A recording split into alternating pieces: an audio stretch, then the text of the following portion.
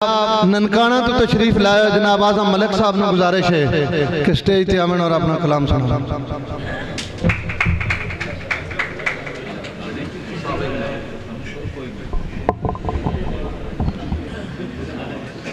एक नातिया शेर कि आखिर एक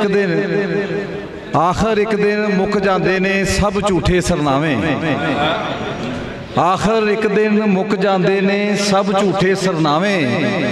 जुस्सा साफ शफाफ होवे जे नहीं बनते परछावे। चुप हनेरा अखर चानन, चुप हनेरा अखर चानन, बोल के तेनू लोकी जानन।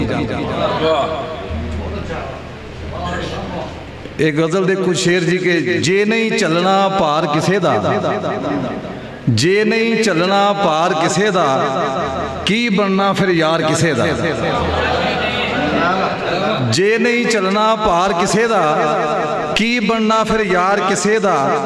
जेड़े बेअतबारे होवन, जेड़े बेअतबारे होवन, नहीं करदे एतबार किसे दा।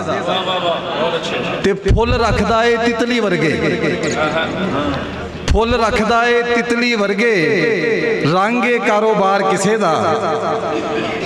ते अग नूं बर्फ बनांदा जावे, अग नूं बर्फ बनांदा जावे, लहजा ठंडा ठार किसे दा। ते अखियां विच जगराते जागण, अखियां विच जगराते जागण, कीता ए दीदार किसे दा।